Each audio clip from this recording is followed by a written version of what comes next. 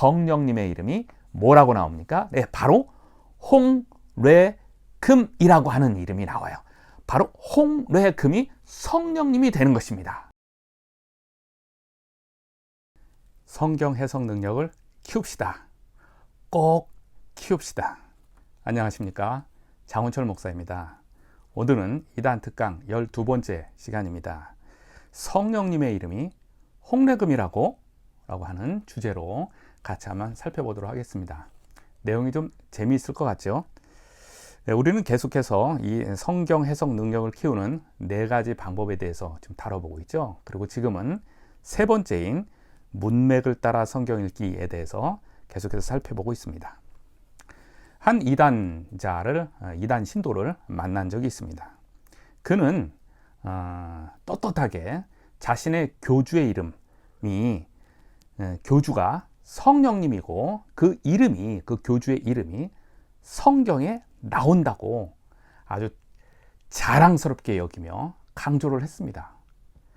그 교주의 이름은 김금홍이라고 하는데 그 이름 금홍이라고 하는 이름이 성경책에서 발견된다는 거예요.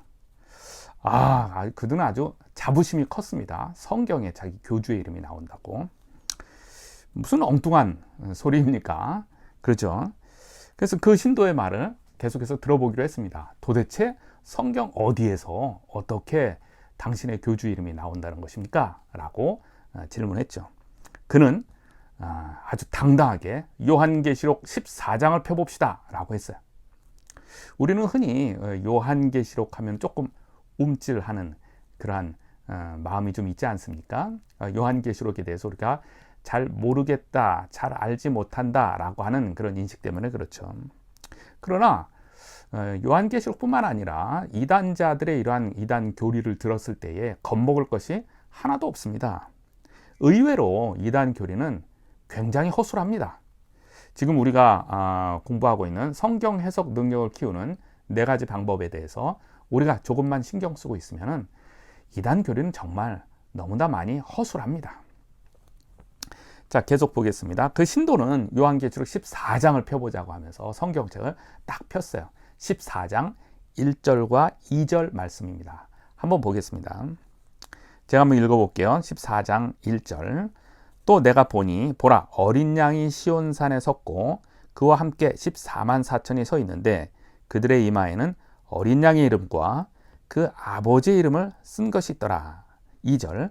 내가 하늘에서 나는 소리를 들으니 많은 물소리와도 같고 큰 우레소리와도 같은데 내가 들은 소리는 검은 고 타는 자들이 그 검은 고를 타는 것과 같더라 라고 하는 말씀이에요.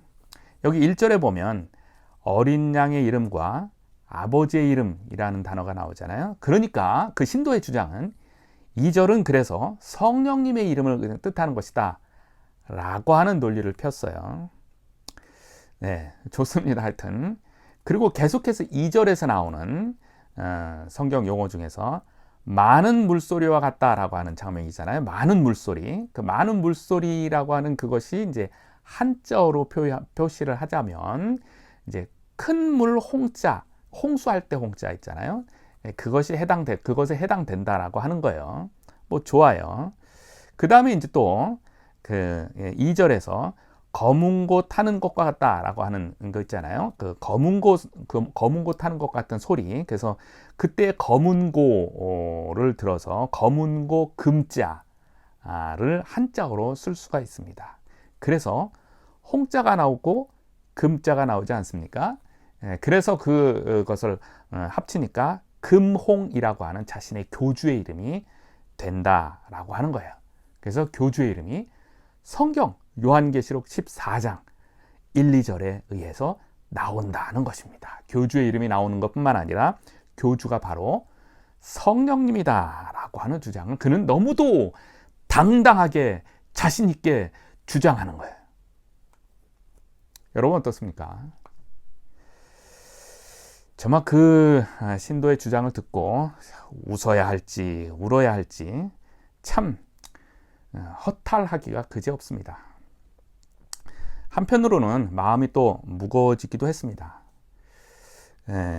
성경이, 우리에게 주어진 성경이 이렇게 오용될 수가 있을까라고 하는 생각에 정말 너무 마음이 무겁기도 하고, 그 신도를 보면서 그 신도가 그렇게 성경을 이해하고 그것을 진실로 받아들이는 것에 대해서 참 마음이 착잡하기도 하고 답답하기도 하고 그랬습니다. 이걸 어떻게 해야 할까요? 그에게 신학의 내용이 이렇다라고 얘기하면 그가 알아듣겠습니까? 그에게 헬라어는 이렇다라고, 헬라어 성경이 이렇다라고 얘기하면 알아듣겠습니까? 그에게 다른 번역서를 한번 봅시다라고 하면은 알아듣겠습니까? 참 저는 좀 난감했어요. 답답했습니다. 그런데 이제 따져봅시다. 이때 이러한 상황에서 제가 가끔 쓰는 저만의 어떤 병법이라고 할까요? 그런 것이 있습니다. 그 이름이 뭐냐면 니칼리목이라고 하는 병법입니다. 제가 만들어낸 것입니다. 니칼리목이라고 하는 이름의 병법입니다. 무슨 말이냐면 네 칼로 네 목을 치겠다라고 하는 말이에요. 좀 표현이 좀 거칠어서 좀 민망하긴 한데 니칼리목이에요. 조금 빨리 하면 리칼리목 해가지고 좀 멋있는 발음도 나오지 않습니까? 다시 언급하면 당신의 방법이 옳다고 치고 당신의 방법으로 당신이 주장한 것이 틀렸다라고 하는 것을 증명해 보겠다라고 하는 그런 방식입니다.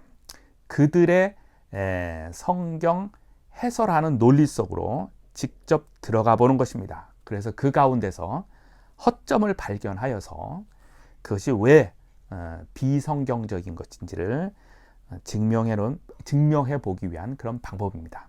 이 방법을 써보기로 했습니다. 저는 그 신도에게 좋습니다. 요한계시록 14장 2절이 성령님의 이름을 나타난다고 해봅시다 라고 하고 계속 대화를 했어요. 그리고 또한 그 성령님의 이름이 비유적인 한자어로 나온다고도 해봅시다. 그대로 해봅시다. 그리고 이제 성경을 한번 다시금 찬찬히 한번 다시 읽어봅시다. 그랬어요. 성경을 꼼꼼하게 읽어보는 것이죠. 그랬더니 이제 보이지 않던 것이 보이기 시작을 했습니다.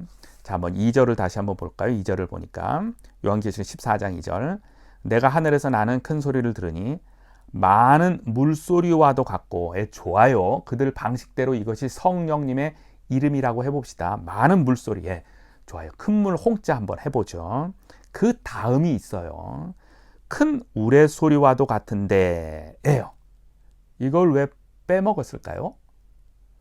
빼먹어야 될 이유를 대지 않는 이상 빼먹을 수가 없는 것 아니겠습니까? 큰 우레소리와도 같고 독립적인 하나의 수식어가 하나 있는 거잖아요.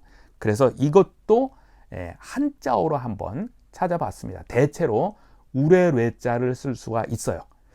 다른 한자어 글자를 가져와도 아무 상관이 없습니다. 뢰자라고 한번 해봅시다. 우레뢰자. 뢰자가 있고 그 다음에 이제 그 신도가 말한 대로 검은 것 타는 자들의 그 소리.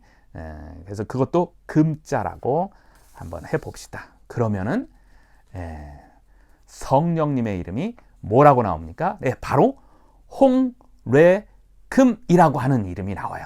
바로 홍뢰금이 성령님이 되는 것입니다. 그래서 우리는 홍뢰금을 찾아야 해요. 그러지 않습니까? 홍뢰금이 성령님의 이름이에요.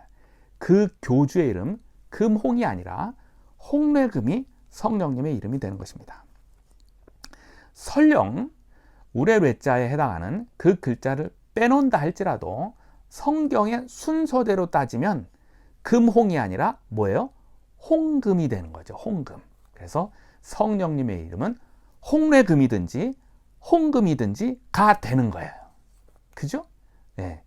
그 교주의 주장처럼 금홍이 성령님의 이름이 아니게 되는 것입니다. 어렵지가 않아요. 그냥 단순하게 성경을 다시 한번 찬찬히 꼼꼼히 읽어봐서 당신이 주장하는 방식대로 했을 때의 성령님의 이름은 금홍이 아니라 홍래금이든지 홍금이든지 됩니다라고 그 신도에게 그대로 얘기를 해줬어요. 그분의 반응은, 신도의 반응은 아무 말도 하지 않고 그냥 가만히 있었습니다.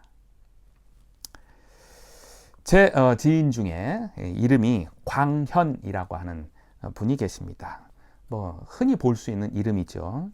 저쪽 어디에 가니까 광현교회라고 하는 것도 있더라고요. 교회 이름으로도 쓰이고 있습니다. 그분에게 이 홍래금 이야기를 해줬어요. 그랬더니 그분께서 하시는 말씀이 금홍이 성령님이라면 나는 예수님이다 라고 우스갯소리를 했어요. 왜 그러냐면 자기 이름 때문에 그래요. 자기 이름이 뭐예요? 광현이니까 한자어로 빛광자에 나타날 현자예요. 뭐예요? 빛으로 나타나셨다라고 하는 의미가 되잖아요. 그것이 어디에 있습니까? 네, 요한복음 1장에 있지 않습니까? 예수님께서 빛으로 나타나신 장면 요한복음 1장에 있는 거예요. 그래서 금홍이 그 사람이 성령님이라면 나는 예수님이다 라고 하는 거야.